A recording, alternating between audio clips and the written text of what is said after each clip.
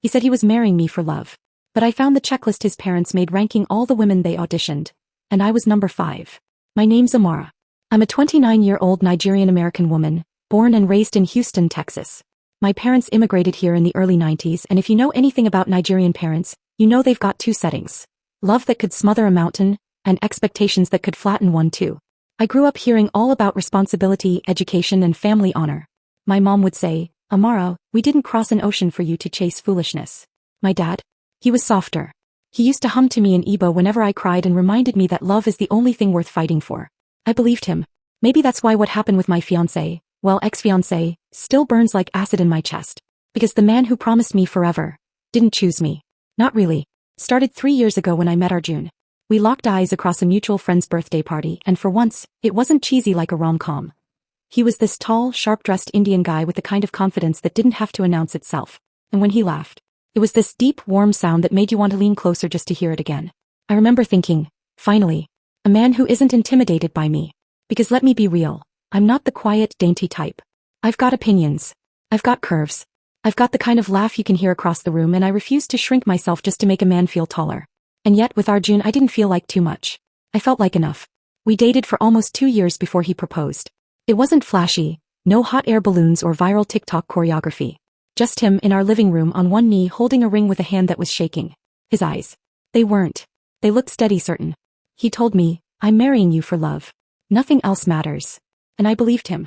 If this were just a normal story, I'd be telling you about the colors of my wedding sari, the guest list drama, maybe even how my mom was trying to smuggle Puff Puff into the reception menu. But this is Reddit, and my story didn't go that way. 2 months before the wedding, I went over to his parents' house. They lived in a massive marble-floored home in Sugarland, one of those that screams, old money, even if the owners try to downplay it. His mom had asked me to come over to bond, which already made me nervous because truthfully I never felt fully embraced by them. They were polite. Too polite. The kind of polite that makes your skin itch. His mom always smiled, but her eyes scanned me like she was taking inventory. His dad barely said more than a few words, but when he did, it was always about tradition, responsibility, or family image. That day Arjun wasn't there. Just me, his mom, and a housekeeper who floated in and out. His mom asked if I could grab a notebook from the study for her. Simple enough. I walked in, picked one off the desk, and that's when I saw it. A thick, leather-bound folder. I don't know what it was. Instinct? Curiosity? The fact that my gut had been whispering something's off for months? But I opened it, and my entire world shifted. Inside were pages and pages of notes. Names of women. Their ages, education, family background, weight, skin tone, even fertility notes. Written out like resumes but worse. Each one was graded. Numbered. Right. And on one page in neat handwriting was my name. Amara. Number 5. Number 5. They had auditioned women for my fiancé. Like I was some finalist on a twisted reality TV show I didn't even know I was competing in. My hands shook so badly I almost dropped the folder. And then, at the bottom of my page, I saw the words that broke me. Pros. Educated, stable family, American citizen. Cons, non-Indian. Cultural mismatch. Dark-skinned. Like my entire existence was a transaction. Like the love I thought we had was just arithmetic. When I confronted Arjun that night, I expected him to deny it. To call it a mistake, to blame his parents, to throw the folder in the trash and tell me he chose me. But do you know what he said? He sighed, looked away, and said, Amara, I didn't want you to find out like this. Like this. Like this. I was shaking, tears hot on my face, and he tried to explain that in his family, arranged marriages were still common. That his parents had lined up candidates, options, he called them. That yes, there was a checklist, but he picked me in the end. Because I love you, he insisted. The list doesn't matter. But it did matter. It mattered because it proved something I had been afraid to admit. That I was never just Amara to them. I was option number 5. A compromise. A negotiation. He begged me to understand. Said he fought with his parents for me. That they wanted him to marry an Indian woman, lighter-skinned, fluent in their language, rooted in their traditions. He told me I was the one he wanted despite all that. But here's the thing. Love shouldn't have a despite. Love shouldn't come with a ranking. And if I was truly the one he wanted, why was my worth reduced to bullet points in his parents' handwriting? I think part of why that list crushed me was because it touched an old wound.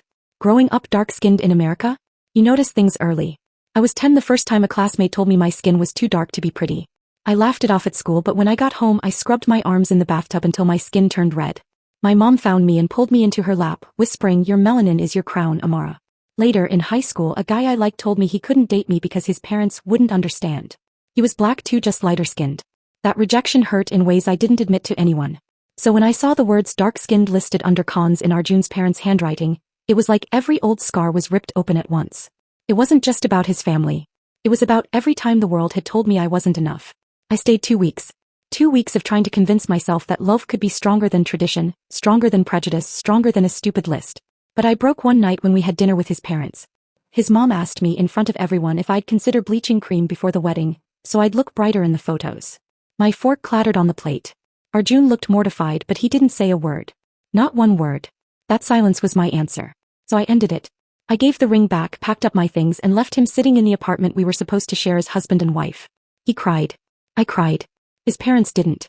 My mom hugged me so hard I thought my ribs would crack. My dad just said, "Love that must be proven isn't love." And he was right. The first month after, I felt hollow.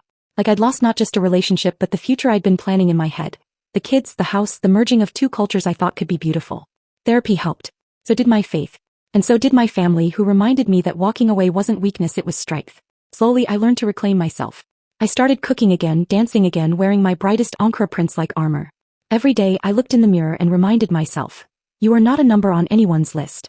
2 months ago I ran into Arjun at a grocery store. He looked thinner, tired.